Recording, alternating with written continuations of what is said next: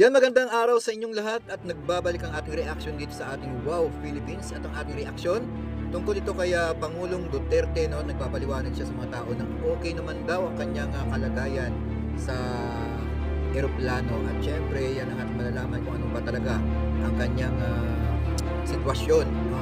Please comment down below kayo, like and subscribe sa ating channel. Ito na, panoorin natin. Nakadetain na si dating Pangulong Rodrigo Duterte sa International Criminal Court sa The Hague, Netherlands, kung saan lilinisin siya sa umanay crimes against humanity. Binigyan naman siya ng tulong ng embahada ng Pilipinas, lalo na para sa mga kasama niyang walang visa. Para bigyan ng mga balita, Giorno Julibaiza. Oh, diba? Kahit gaano masama ng tao, kasalanan sa sambayan ng Pilipinas, gobyerno ng Pilipinas hindi pa rin nagpapabayaan sa mga kasamahan para na rin mabigyan ng visa ito at makarating dito. At ako naman din ay wala akong may pinapalitan dito. Yan, Duterte na yan. Wala akong talagang tinutong yan. Okay naman siya. Bago mapatuloy siya bilang Pilipinas. Pero siyempre mamaya, tayo. Kaya mawawala sa ating galing Mumbai is the moment for us. It's a long haul, it's a long flight. Okay ako, donatory. Ito ang unang video message na inilabas ng kampo ni dating Pangulong Rodrigo Duterte matapos siyang ibiyahe ng mga otoridad patungong Netherlands para dalhin sa International Criminal Court o ICC. I think this is something to do with the law and order law. At sinasabi ko naman sa mga polis, military, trabaho kayo at ako ang managot. So ito na nga, for all of the whatever happened in the past, ako na yung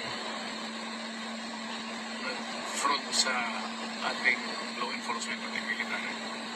Sinabi ko na, I will protect you and ako ang managot sa lahat.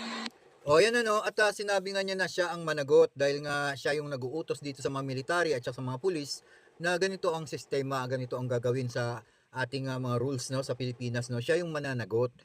Kaya lang ang okay naman yung kanyang ginawa, no. Para sa akin okay naman yung kanyang ginawa doon dahil sa natakot na nga yung mga nagbebenta ng mga drugs o mga nagdodroga, no, natatakot doon tungkol doon, ano. Kaya lang problema nga lang kasi merong mga nadadamay, no, yung mga inosenteng bata na nadadamay, no. At wala namang may magrereklamo niyan kung walang may nangyari sa mga namatayan, ano. Kaya lang may nagreklamo na nadadamay, no.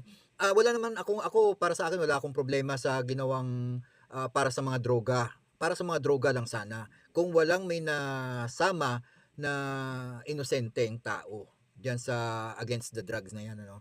Kasi napakahirap ng kanyang ginawang tawag dito yung pagbigay niya ng announcement dito sa mga military o pulis na manghuli ng mga nagda-drugs o nagbebenta. Kasi parang binigyan niya ng power yung mga kapulisan, no, at mga military na manghuli.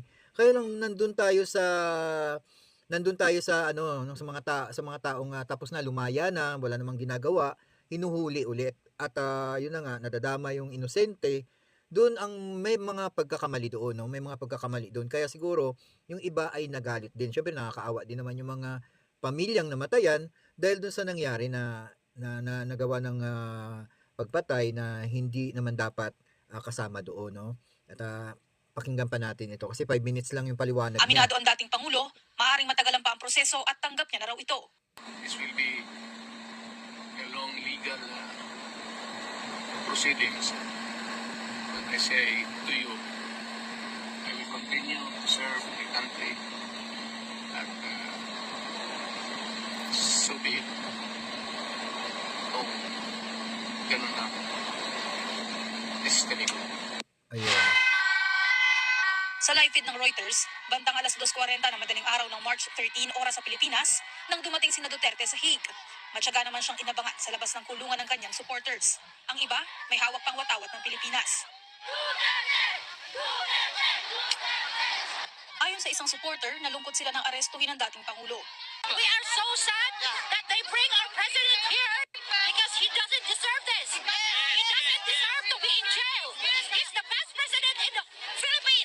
akin naman din, no, the best president in the Philippines. Yun ang mga sigaw ng mga taong bayan dyan. Ang tanong ko naman din, paano nga kung kayo ang nagkaroon ng insidente ng katulad nga sa mga karumal-dumal na nangyari sa war against drugs, no? Kaya ang katanungan, kung sa inyo nga po talaga nangyari yung mga napaslang, ano ba ang inyong mga reaksyon dito? Dahil syempre naman din, hindi kayo apektado doon sa mga war against drug na yon na mga inosenteng nawala, hindi nyo po saklaw yung mga damdamin ng mga nasaktan doon sa mga war against drugs na yun. Ano? Kaya hindi nyo alam kung ano ang nararamdaman ng mga pamilya na nawalan din. No? Kaya kayo ay akala nyo, ganun na lang din ang inyong pakikibaka na ipaglaban si Digong o si Duterte sa pagkuha sa kanya dito sa Pilipinas na dalhin dyan sa dahig. No? At yan na nga, ang balibalita ay kulang daw ang itong ebidensya, no, ng laban sa kay Duterte, kulang daw. Ano ngayon ang mangyayari dito, no? At siya pala ay na ano diyan, ano, na nandiyan siya ngayon sa may dahig, ano, dinala na siya ngayon diyan. At dahil sa lilitisin, matagal-tagal na paglilitis niya, ano. At yan ang sabi ko na wala talagang kasalanan, no? Kung wala ka talagang kasalanan na ginawa mo 'yun, hindi ka matatablan o hindi ka talaga makukulong yan, no? Pero kung merong mabubutasan ang ICC na ebidensya tungkol sa kanya, wala tayong magagawa ron, kundi bibigyan talaga ng kaukulang kasagutan, no, na magkakaroon ng pagkakulong. Pero kung wala namang ebidensya, sigurado naman din na makakalaya siya, no, na makakalaya siya. Ako dito, wala akong may pinapanigan. Yung rights lang ng taong bayan na syempre nakikita natin na may ayaw kay Digong, may gusto din, no? Kaya lang yun na nga, hindi kasi sila apektado sa mga nawalan ng buhay na inosenteng tao, may mga bata pa, no, na mga natamaan ng ligaw na bala, no? Kaya hindi nila saklaw ito, no? Hindi sila nasasaktan doon sa mga nangyari sa mga pamilya na yon. Hindi nila inaalintana na kung gaano kasakit na mawalan ng pamilya, no? Kaya siguro sila gusto lang nila makipaglaban, bakit ikinulong, pero kung usisain mo ng mabuti yung punot dulo at pinakamalalim na sitwasyon ng problema, ay nandun tayo sa war against drug na may mga inosenteng tao na hindi naman kasama sa mga nangyari na yun dapat nahuhulihin ay nadamay, no? Kung kayo nga ang tatanungin ko, kung sa inyo nga ang nangyari na yon na napaslang na inosente, ano kaya ang inyong mga komento dito? Ano kaya ang inyong mararamdaman sa mga taong nawalan ng mahal sa buhay? 'Di ba? Komento kayo diyan.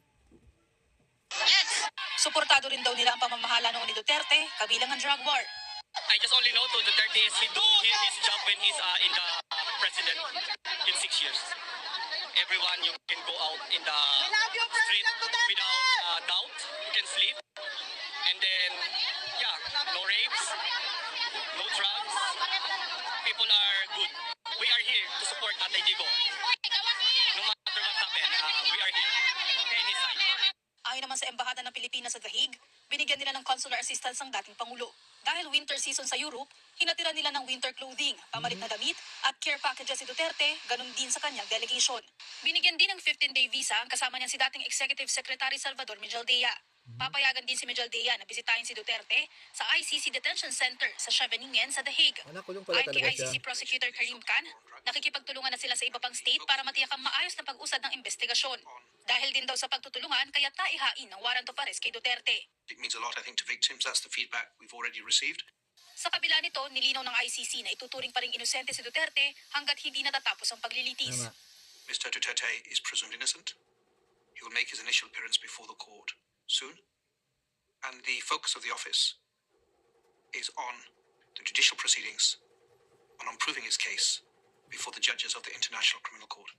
Kahit naman nasa The Hague, ayon sa COMELEC, nananatiling kandidato si Duterte na tumatakbong mayor ng Davao City. Oh, di ba? Nasa desisyon naman daw ng DILG Yun ang sinasabi ko, only in the Philippines, no matter what ang nangyari sa buhay ng tao, makulong man siya, convicted man siya, na-detain siya sa ibang lugar, tuloy pa rin ang pagtakbo. Only in the Philippines lang yan nangyayari, ano, na pwede ka pang tumakbo bilang isang politiko sa Pilipinas habang ikaw ay nililitis ang kaso mo at hindi ka pa talaga nahatulan, no? Hindi ka pa talaga nahatulan.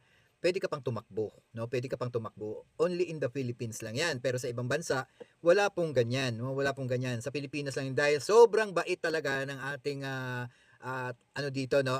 Government natin dito. Masyadong mabait lalo na yung COMELEC, no? Hindi nila pinagbabawalan ang mga taong gustong tumakbo bilang isang politiko kahit meron kang wala ka sa iyong lugar, no, o wala ka sa iyong bansa, no, pwede ka pa ring tumakbo. At yun na nga na ang isang balita pa natin, ang isang news pa natin dito, nanggagalaiti ang China. Nanggagalaiti daw ang China dahil sa pagkakuha ng The Hague o Netherlands ICC kay Digong, no? Nanggagalaiti sila, no? At para sa akin, ako naman din ay bumuto din naman kay Duterte noon. Pero okay din naman yung ginawa niya, pero nung paglaon ay medyo nandun na para sa akin dihado na, no? Parang hindi na maganda dahil nung nabalitaan kong may mga inosenteng taong nadadamay, ay sana naman maawa naman sila doon, ano? May mga kabataan pa na gustong mabuhay, mag-aral, no? Gusto pang mamuhay ng mas magandang pamumuhay, pero ito ay napaslang. No, ito ay napaslang. Kaya sana maintindihan nyo din ang mga bawat sentimiento ng mga taong bayan kung saan sila parte, no?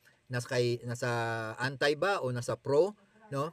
Nasa kanila 'yan, no? Sa kanila 'yan. At yan na nga ang sinasabi ko, ito ay magdudulot lang ng kaguluhan sa ating mga kaisipang mga Pilipino dahil nga doon sa sobrang pagmamalabis sa war on drugs, no? Dapat sana nilagay nila sa maayos na proseso itong war on drugs na ito, na wala naman sana may madadamay na inosente, no?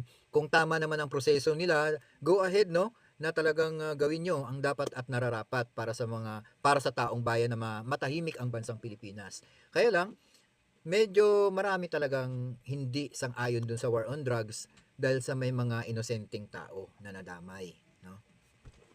ALG kung papayagan ng isang nanalong kandidato na gampanan ng kanyang tungkulin habang nasa abroad. Pero sabi ni COMELEC Commissioner Ernest Maceda, may kailangan gawin ng mga nanalo sa eleksyon bago makaupo sa pwesto. Kailangan mo magsumpa. Okay? You swear, take the oath of office. Ito, Commission. And unless you're able to submit that, Mr. Maceda. example lang yan, that's just one of several acts of qualification to assume the office. Hindi na pwede ang substitution. Dalawa lang kasi ang pwedeng dahilan para gawin ito. Kung na-disqualify o kaya'y namatay ang kandidato. Samantala, dumating na rin sa Netherlands si Vice President Sara Duterte. Pupuntahan niya ang ama sa The Hague para tulungan ito sa gitna ng pagkakadete dahil sa umano'y crimes against humanity. Mobile Journal Julie Baiza po, hatid ang mukha ng balita. Ito, ang panghuli nating balita dito, no? Panghuling balita natin dito, o panghuling ihatid natin na komento, no? Komento rito, ay payag ba kayo na maging next president by 2028 is Sara Duterte, no? Nasa sa inyo 'yan, no? Kasi ako, para sa akin, hindi ko pa yan ganap na masabi na gusto ko pa ang mga Duterte o hindi dahil nga doon sa war on drugs na nasobrahan, no? Nasobrahan. Sana naman din kung merong mga ganitong klaseng paraan, no? Mag-iingat kasi marami talagang dito na madadamay dito. At ito ay magsisilbing gulo sa bansang Pilipinas katulad ngayon. Sana naman maayos ito at kung maabsuelto man itong si Pangulong Duterte ay maging maayos na at wag nang makialam, no, sa gobyerno ng ni PBBM, wag nang makialam at manahimik na lang ng tuluyan at pumunta na lang, magpakasaya na lang sa ibang bansa, no? Gawin na lang nila ang dapat nilang mga trabaho itong mga Duterte, no? Duterte and Company. Gawin nilang mga mabubuting trabaho ang gawin nila sa kanilang posisyon. Wag na silang makialam sa administrasyon ni PBBM kasi nga para din naman ito sa lahat, no, sa sambayan ng Pilipino ang kanilang mga ginagawa, no. Wag na silang mangialam, no. Si Pangulong Duterte magpakasaya na lang, no, dahil sa matanda na nga, magliwaliw siya sa buong mundo, no. Ikutin niya araw-araw para maging masaya itong Duterte, no? Mga Duterte company, no? Samahan nila, no, kung saan lugar. Ganun na lang ang suggestion ko diyan at kung matapos at magsweldo, di mas maganda, no? Para matahimik ang lahat. Kaya hanggang dito na lang. At kung ikaw ay isang tunay na Pilipino at nagmamahal sa ating bansang Pilipinas, please comment down below kayo, like and subscribe sa ating channel. Ito po ang Wow Philippines. Maraming salamat. Keep safe. God bless.